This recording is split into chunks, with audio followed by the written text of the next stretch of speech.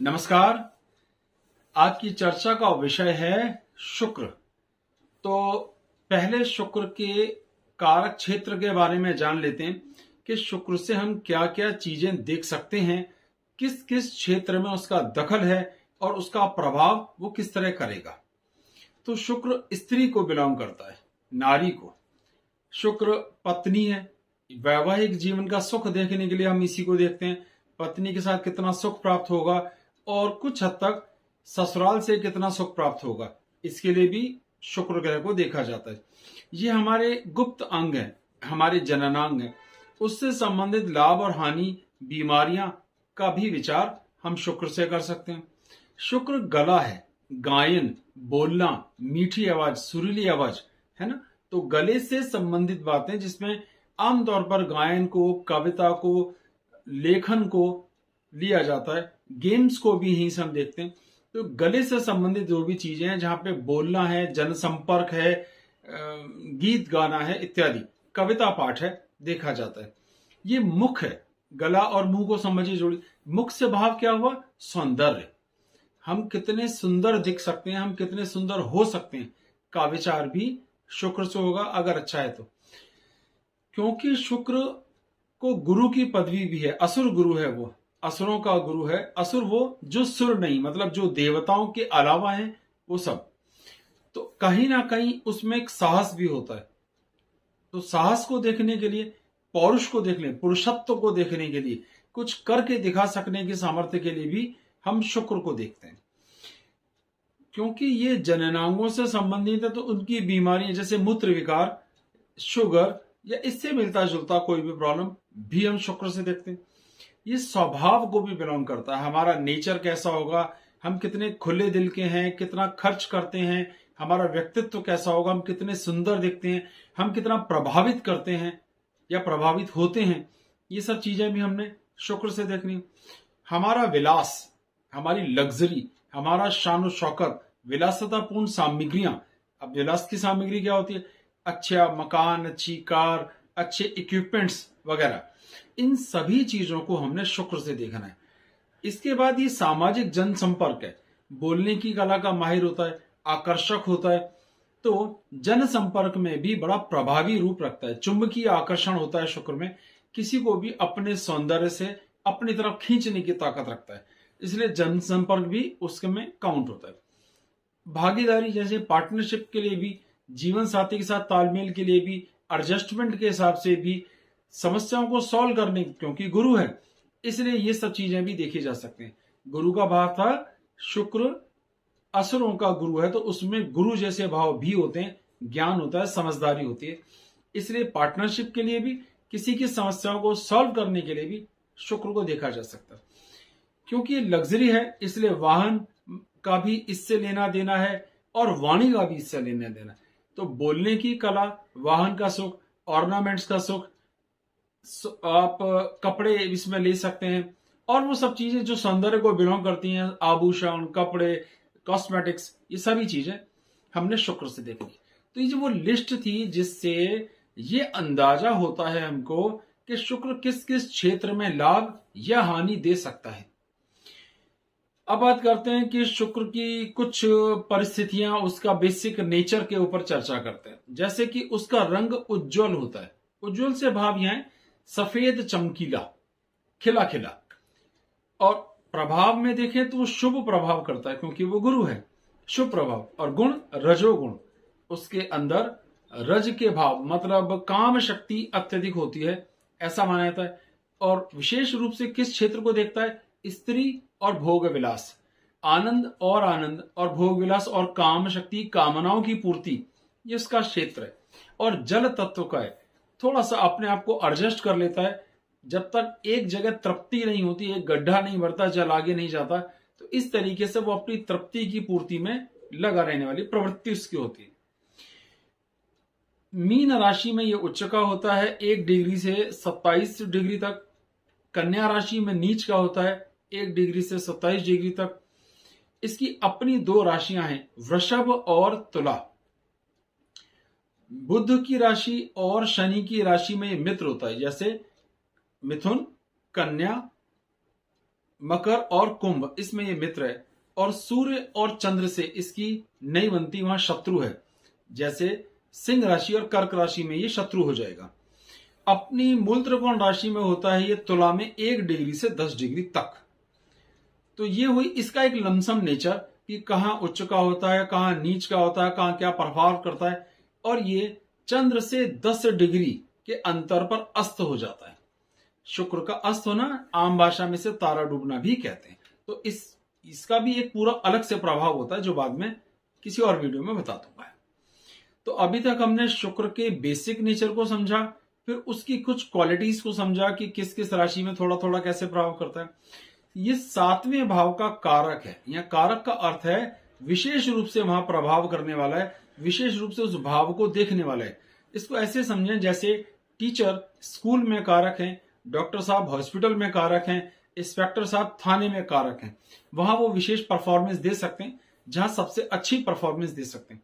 7वां भाव है ही वैवाहिक जीवन का या जीवन साथी का, इसलिए शुक्र वहां का कारक है। और खास बात यह है कि अगर हम दिग्बल देखें कहां होने पर उसे सबसे अधिक बल प्राप्त होता है, तो वो चौथा भाव है। चौथा भाव से हमने सुख ही देखना है।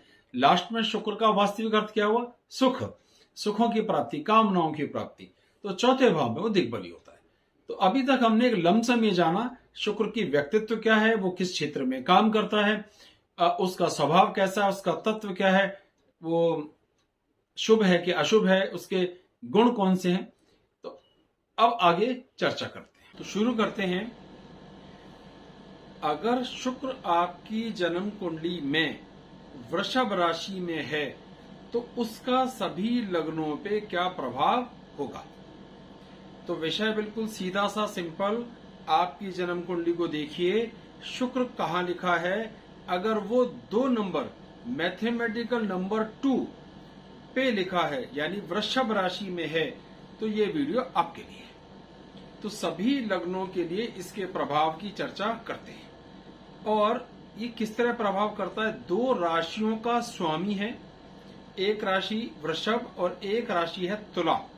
और वृषभ राशि में ये बैठे हैं, और तुला राशि को जो 7 नंबर होती है उसको मैंने एक स्क्वायर के अंदर दिखा दिया है जिससे आप उसे देख सकें। और इसकी एकमात्र दृष्टि होती है जो अपने से 7वें भाव यानी 8 नंबर की राशि पर पड़ेगी, जिसे एरो से दिखा दिया है, जिससे आप इस बात को समझें, आपके लिए थोड़ा सहज हो जाए। तो सबसे पहले मेष लग्न के लिए देखते हैं क्या स्थिति है। तो मेष लग्न के लिए ये 2 मारक भावों का स्वामी बनकर आया, दूसरा और 7वां। ये दोनों भाव क्या करते हैं, हमें मृत्यु दे सकने में सक्षम है। देते नहीं है, हालात पैदा करते हैं, कंडीशंस पैदा करते हैं। इसके साथ ही ये बहुत अच्छी अच्छी चीजों का मालिक भी है। जैसे कि ये धन भाव का स्वामी है और वहां स्वग्रही है, और 7वां भाव का स्वामी है जो केंद्र है। लेकिन फिर भी मेष लग्न वालों के लिए शुक्र अकारक ग्रह है। तो अब समझना यह है कि इसका प्रभाव किस तरह देखें। दूसरा भाव बहुत सी चीजें देखते हैं, हमारी आंख को भी देखते हैं, वहां अच्छा है। हमारी भाषा वो बहुत अच्छी है, कुटुंब से सहयोग वो बहुत अच्छा है। पैतृक संपदा अगर यहाँ पे शुक्र होगा तो बहुत अच्छी परफॉर्मेंस देगा। तो आपकी बोली अच्छी होगी, आपका व्यवहार बहुत अच्छा होगा, आप में कुछ शायरी का अंदाज, कुछ लिखने लिखाने का अंदाज, कुछ गेम्स के प्रति मोह अपने आप होगा, यानी ललित कलाएं। अब जो ललित कलाएं हैं, चाहे वो गेम्स है, चाहे फिर वो पेंटिंग है, शूटिंग है, एक्टिंग है, कुछ लिखना लिखाना, कुछ शायरी या कुछ पोएट्री, इस तरीके का शौक आपको यहाँ पर शुक्र के होने से प्राप्त होगा। 7वां भाव जन्म कुंडली का जो इसका दूसरा घर है, वहां से जीवन साथी को देखते हैं, आपके जीवन स्तर को देखते हैं, आपके सुखों को देखते हैं, और वो स्वामी स्वग्रही हुआ तो बहुत फेवरेबल कंडीशन यह हो जाती है। फिर भी कहीं ना कहीं जीवन साथी के साथ एडजस्टमेंट को कुछ दिक्कतें आ सकती हैं, क्योंकि यहाँ पर वो अकारक ग्रह है। ये बड़ा थोड़ा कॉम्प्लिकेटेड हो गया, लेकिन फिर से समझना है कि सभी चीजें बहुत अच्छी नहीं है। दूसरे भाव से परिस्थितियां बहुत अच्छी हैं, 7वें भाव से बुरी नहीं है, पर वो अपने से 8वें घर में बैठा है, थोड़ी सी खराब स्थिति बनती है। अब उसकी दृष्टि का लाभ ये होगा धन संग्रह, पैसा जोड़ सकने, पैसा कमा सकने, यात्राएं करने, ऐश्वर्य करने, इस तरह की सुविधाएं भी अवेलेबल होंगी। तो कहा जा सकता है कि मेष लग्न वालों के लिए अगर शुक्र इस राशि में है तो धन, संपदा, व्यापार, व्यवहार, कुटुंब, बोली भाषा, अंदाज और आपकी पैतृक संपदा, पूर्व जन्म का संचित धर्म, पूर्व जन्म में जो मेहनत की वो धन आपको यहां प्राप्त होगा। बहुत अच्छा है, बहुत शुभ है। वृषभ लगन के लिए लगन में ही स्वग्रही होकर आएगा और लगन में जब ये स्वग्रही होगा तो ये एक राजयोग का निर्माण करेगा जिसका नाम होगा मालव्य महायोग। ये बहुत बड़ी बात है। 5 बड़े महायोग होते हैं जिनमें से मालव्य महायोग भी एक है जो अत्यधिक धन देने वाला, सुख देने वाला, आनंद देने वाला है। वो हर चीज जो हम रुपयों से खरीद सकते हैं मिलती है। इसमें दैहिक सौंदर्य बड़ा सुंदर होता है। आपकी रंग रूप, आपकी कद काठी, आपकी बॉडी बड़ी शेप में, पर्सनैलिटी शानदार, चुंबकीय आकर्षण होता है। किसी को भी तरफ देखें, लोग मिलना चाहते हैं, जुड़ना चाहते हैं, तो ये लाभ हुआ। तो शुक्र का अत्यधिक शुभ लाभ आपको यहाँ प्राप्त होगा। यहाँ ये 6ठे भाव का स्वामी भी है, लेकिन क्योंकि लगन का स्वामी है और उसकी प्रायोरिटी या उसके गुण बहुत बड़े हैं, इसलिए 6ठे भाव के स्वामी के जो कुप्रभाव हैं वो ना के बराबर आते हैं। शत्रु कंट्रोल में रहते हैं, बीमारियां कंट्रोल में रहती हैं, आपके कर्जे कंट्रोल में रहते हैं। इसको मैंने स्क्वायर से आपको दिखाया है। तो यहाँ 6ठे भाव से कोई नुकसान आएगा नहीं, लगन का जबरदस्त लाभ आएगा। और क्या फायदा होगा? दृष्टि कहां पड़ रही है? 7वें भाव पर, वृश्चिक राशि में, जो हमारे वैवाहिक जीवन को मुख्य रूप से दिखाती है। तो वैवाहिक जीवन बड़ा सुकून का होता है, तालमेल अच्छा होता है, इसके भी चांसेस बढ़ जाते हैं। कार्य क्षेत्र पर भी मान सम्मान की स्थिति बढ़ती है और सुखों की भी स्थितियां बहुत ज्यादा इंप्रूव होती हैं। तो किसी तरह का कोई नुकसान नहीं है। राजयोग का निर्माण हो रहा है, उसका अत्यधिक लाभ प्राप्त होगा ही। अब बात आती है मिथुन की। देखिए, अब मिथुन के लिए ये 12वें घर में स्वग्रही होकर के आएगा। 12वां घर शुक्र जब हम काल पुरुष की कुंडली बनाते हैं, यानी जनरल कुंडली 1 से लेकर 12 तक बनाते हैं, तो 12वें घर में मीन राशि आती है जहां शुक्र अपनी उच्च राशि में होते हैं। तो शुक्र है मतलब धन की सामर्थ्य, धन की ताकत। वो जिसके भी बैकअप करते हैं, जिस भी राशि के पीछे बैठते हैं, उस राशि का कल्याण कर देते हैं धन से। तो लगन के 12वें घर बैठे तो लगन को सामर्थ्य दे दी, लगन को बैकअप दे दिया रुपयों का। तो खर्चे कंट्रोल में होंगे या खूब खर्च करेंगे तब भी पैसे बचे रहेंगे। लग्जरी का मजा लेंगे, खर्च करने का मजा लेंगे, तफरी का मजा लेंगे और लगन को बैकअप देंगे। लगन का मित्र भी है ये बुध। तो 12वें घर में होने पर भी कोई नुकसान नहीं है। 3 ऐसे योग होते हैं जो 6ठे भाव में स्वग्रही हो, 8वें भाव में स्वग्रही हो या 12वें भाव में सरल, तो उसे सरल, विमल ऐसे करके 3 राजयोग। तो ये भी अपने आप में एक राजयोग का निर्माण है जो आपके खर्चों को मेंटेन करेगा, समस्याओं को मेंटेन करेगा, लग्जरी का मजा देगा, पैसे बहुत होंगे, लगन को ताकत मिलेगी। 12वें घर से हमने एक और चीज देखनी है, वैवाहिक जीवन का सुख। शुक्र वैवाहिक जीवन का कारक भी है और 12वां घर शैया सुख, बेडरूम भी है। इस लिहाज यहाँ आपको सारे आनंद की प्राप्ति होगी। कोई नुकसान, कोई परेशानी देखने में यहाँ नहीं आएगी। 5वें घर का भी स्वामी है। 5वें घर से हमने संतान का सुख देखना है, वो अच्छा रहेगा। सही मौके पर सही फैसला, जिसे एग्जीक्यूटिव डिसीजन कहते हैं, क्विक डिसीजन कहते हैं, प्रेम करने के लिए विचार करना कहते हैं। तो ये हमारे विचारों का, हमारी संतान का, हमारे ज्ञान का, हमारी एजुकेशन का कंट्रोलर है। इन सभी मुद्दों पर सुख की प्राप्ति होगी। और इसकी एक दृष्टि कहां पड़ रही है? 6ठे भाव पर, शत्रुओं को दबाने के लिए।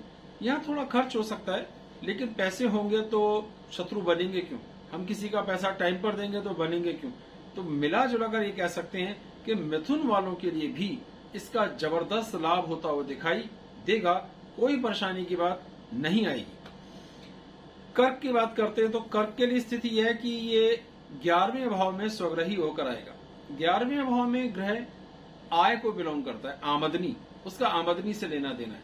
अब आपकी आमदनी अगर बहुत अच्छी है, अगर आपकी आमदनी का लाभ आपको प्राप्त हो रहा है, आपकी आमदनी आपकी आवश्यकताओं से कुछ अधिक है या बहुत अधिक है, तो आपको कोई समस्या नहीं होनी चाहिए। अब आमदनी होगी तो हम करेंगे क्या? उसका सुख प्राप्त करेंगे। अब इसकी दूसरी राशि तुला 4थे घर में है, जहां से हमें सुख मिलना है। तो सुख मिलने का भी योग बना, आमदनी के बढ़ने का भी योग बना और इसका सारा फायदा हमें सारे जीवन पर प्राप्त होता है। कर्क के लिए स्थिति बहुत अच्छी है, प्लस शुक्र की पूरी दृष्टि पड़ रही है संतान के भाव पर, प्रेम के भाव पर, तो प्रेम होने का चांस बहुत अच्छा बनता है, फैसले बहुत अच्छे लिए जाते हैं, पढ़ाई लिखाई की स्थितियों को भी ठीक समझा जाता है। संतान के साथ थोड़ी सी कन्या संतान ज्यादा हो जाती है, लेकिन ठीक है। तो कर्क के लिए भी लगभग कोई खराबी यहाँ पे नहीं है, स्थितियां बिल्कुल ठीक है। ये बहुत ही अच्छा शुभ फल देने वाला, बहुत आमदनी देने वाला योग बना रहा है। अब बात आती है सिंह की। अब सिंह लगन के लिए देखेंगे तो ये दशम भाव में स्वग्रही होकर के आएगा। अब दशम भाव में अपने आप एक और राजयोग, जिस राजयोग को हम पहले भी पढ़ चुके हैं वृषभ में, वो ये बना कि यहाँ पर ये राजयोग बना जिसका नाम है मालव्य महायोग दशम भाव में। अब दशम भाव भी कुंडली का सबसे मजबूत केंद्र माना जाता है। यहाँ कोई ग्रह होगा तो समझो पूरी कुंडली को संभाल लेता है। तो दशम भाव जीवन स्तर का है, हमारी सामर्थ्य, हमारी ताकत का है, हमारे वैवाहिक जीवन के सुख का है, इसका भी है। तो ये बहुत अच्छी स्थिति है। लगन से दशम में कोई ग्रह आता है तो वो भी लगन को प्रभावित करता है, ये भी बड़ा सुंदर योग है। और इसका तीसरे भाव से भी लेना देना है क्योंकि ये वहां का स्वामी है। तो तृतीयेश होकर के तीसरे भाव का स्वामी होकर कहाँ आया? केंद्र में। इसलिए मेहनत का फल, प्रयासों का फल मिलेगा, भाइयों से तालमेल, अपने ऑफिस स्टाफ के साथ तालमेल बहुत अच्छे रहेंगे। यह एक विशेष बात हो सकती है कि कुछ हद तक जैसे हम ऑफिस में काम करते हैं, फैक्ट्री में काम करते हैं, हमारे सबॉर्डिनेट्स होते हैं, हमारा स्टाफ होता है, उनके साथ भी हमारा तालमेल अच्छा होता है। अगर आप गेम्स में हैं तो आपकी जो टीम है वो आपके साथ अच्छा तालमेल करेगी। अगर हम फौज में या पुलिस में है तो आपका स्टाफ आपके साथ बहुत कोऑपरेट करेगा। ऐसी स्थितियां देखने में आती। तो धन के हिसाब से, उच्च स्तर के हिसाब से, अत्यधिक धनी होने की संभावनाओं के हिसाब से ये बहुत अच्छा योग है। इसकी पूरी दृष्टि पड़ रही है चौथे भाव वृश्चिक राशि पर, जहां एरो से निशान दिखाया गया। तो सुखों की भी प्राप्ति होगी, धन की भी प्राप्ति होगी, यश और मान की प्राप्ति होगी, कार्य क्षेत्र पर आपकी वाह होगी, किसी तरह का कोई भी नुकसान, कोई समस्या नहीं। ये बहुत अच्छा जो ये प्लेसमेंट है यहाँ पे आएगा। तो प्लेसमेंट के हिसाब से, दृष्टि के हिसाब से, राशियों के हिसाब से हर लिहाज बहुत अच्छा, बहुत ही अच्छी परफॉर्मेंस। अब बात करते हैं कन्या की। कन्या के लिए ये दूसरे भाव में इसकी एक राशि आई तुला, और 9वें भाव में इसकी एक और राशि आ गई। ये बड़ा जबरदस्त योग है, इसे बहुत बड़ा धन योग कहते हैं। अगर दूसरे भाव जो धन भाव है का 11वें भाव से कोई लेना देना हो, या दशम भाव से कोई लेना देना हो, या नवम भाव से कोई लेना देना हो, तो बहुत बड़ा धन योग बनता है जो बहुत अधिक धन कमाने का मौका देता है। तो एक तो दोनों राशियों के प्लेसमेंट के हिसाब से बड़ा धन योग बना। 9वें भाव में 9वें भाव का स्वग्रही हुआ तो भाग्य, जबरदस्त भाग्यशाली होना, पिता का सुख और आशीर्वाद मिलना, संतान की संतानों का सुख मिलना, भविष्य में अगले जन्म में भी हम लोग ये मान के चलते कि बहुत सा धन प्राप्त होगा। ठीक है, तो ईश्वर के प्रति लगाव भी धीरे धीरे जुड़ता है, क्योंकि 9वें घर में जब कोई ग्रह स्वग्रही होता है तो वो दैवीय कृपा की प्राप्ति की तरफ भी हमें ले जाता है। तो ऐसा कोई नुकसान नहीं है, जबरदस्त धन, पैतृक संपदा का धन, पिता का आशीर्वाद अब प्राप्त होता है, एफर्ट्स करने का मौका मिलता है। देखिए धन कभी वैसे ही आता नहीं, बहुत प्रयास भी करने पड़ेंगे, तो प्रयासों को करने का अवसर देगा, उस अवसर के हमें लाभ भी देगा। तो अभी तक कोई ऐसी लगन, 6 लगन पड़ी गई नहीं आई जिसमें ये खराब स्थिति आ रही। आगे बढ़ते हैं, तुला लगन। अब यहाँ तो लगन का ही स्वामी है, लेकिन लगन के स्वामी के साथ साथ ये अष्टम भाव का भी स्वामी है।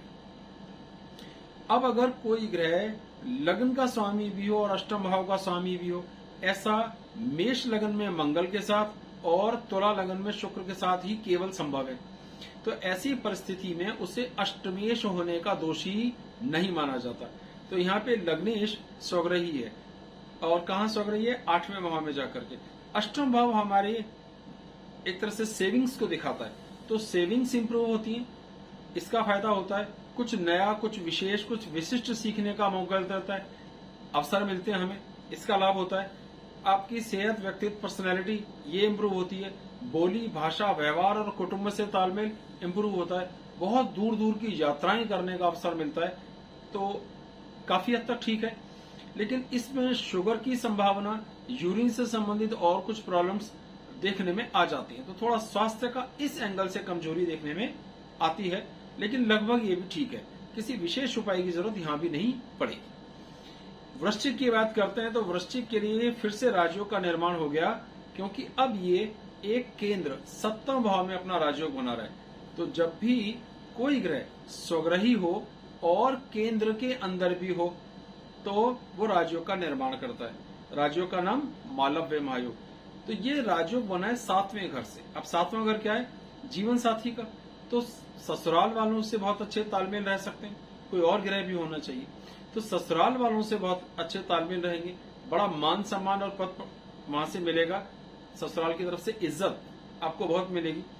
जीवन साथी के साथ तालमेल बहुत अच्छा रहेगा, सुखों की स्थिति बहुत अच्छी रहेगी, जीवन स्तर बहुत अच्छा रहेगा, धन धान्य की कोई कमी नहीं होगी।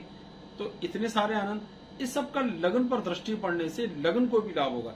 आपकी सेहत, आपका व्यक्तित्व, आपका सौंदर्य इंप्रूव होगा।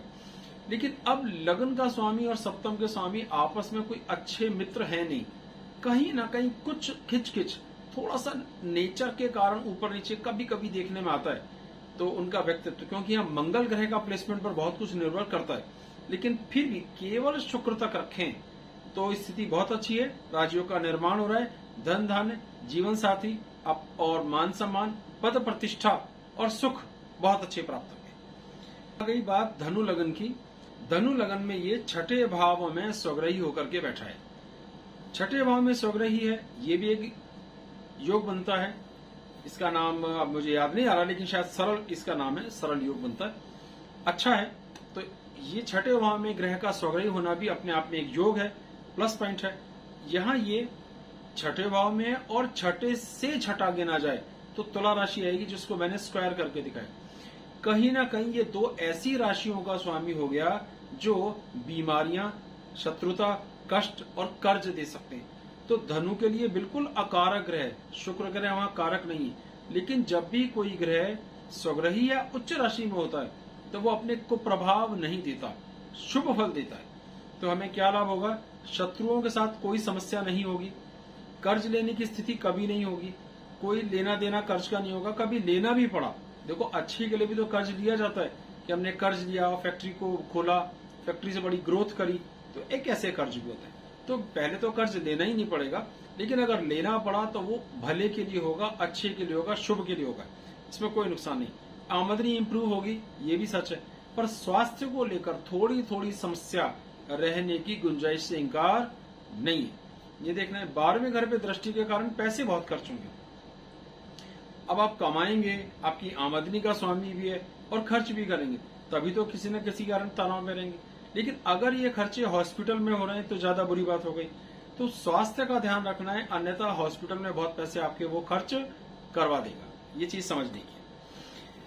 मकर की बात करते हैं तो मकर में एक खास तरह का योग बन रहा है, उसको समझिए, जिसे हम कहते हैं केंद्र त्रिकोण राजयोग। ये एक केंद्र यानी दशम भाव का स्वामी और एक त्रिकोण पंचम भाव का स्वामी होकर 5वें घर में स्वग्रही है। तो केंद्र त्रिकोण राजयोग बना, जो बहुत शुभ लाभ देने वाला है। एक बात तो ये हो गई। और ये देखिए मकर पढ़ रहे हैं, यानी कुल पिछली 9 राशियों में, लग्नों में हमने कहीं नहीं बना, ये पहली और बना है। तो जबरदस्त अच्छा लाभ देगा, प्लस ये बहुत कारक ग्रह है, बहुत फेवरेबल ग्रह है मकर लगन के लिए। तो नॉलेज, ज्ञान, संतान, आपकी सही मौके पर एजुकेशन, प्रेम, अपनापन, लगाव, जीवन स्तर, धन, संतान से मिलने वाले सुख, संतान से मिलने वाला यश और धन, सबकी प्राप्ति होगी।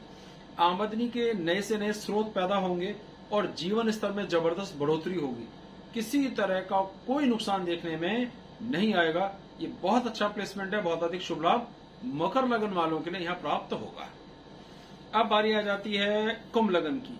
यहाँ कुंभ लगन में फिर से ये केंद्र त्रिकोण राजयोग बना रहा है। इस बार चौथे घर का यानी केंद्र और 9वें घर यानी के त्रिकोण का स्वामी एक साथ बनकर केंद्र में बैठा है। तो ये बहुत अच्छी स्थिति है। और यहाँ पे जो एक फायदा हुआ ये कि मालव्य महायोग का भी निर्माण हो रहा है, तो 2-2 राजयोग हो गए। ये कुंभ पे एक साथ 2-2 योग बन गए, राजयोग भी बन गया और केंद्र त्रिकोण योग भी बन गया, यानी अत्यधिक शुभ फल। चौथा घर सुखों का है, आनंद का है, यश का है, लाभ होगा। चौथे घर से मोक्ष त्रिकोण भी बनता है, इसलिए कभी कभी थोड़ी सी वैराग्य भी आ जाते हैं मन में, लेकिन कुल मिला के भाग्य का लाभ होगा, पिता से आशीर्वाद प्राप्त होगा, माँ से आशीर्वाद प्राप्त होगा, बड़े घर, बड़ी गाड़ी, बड़े ऑर्नामेंट्स, कपड़े इत्यादि इत्यादि इत्यादि, हर वो चीज जो आप रुपयों से खरीद सकते हैं वो आपको मिलेगी। 10वां भाव, कार्य क्षेत्र पर भी आपका मान सम्मान, रुतबा, पोजीशन बढ़ेगा।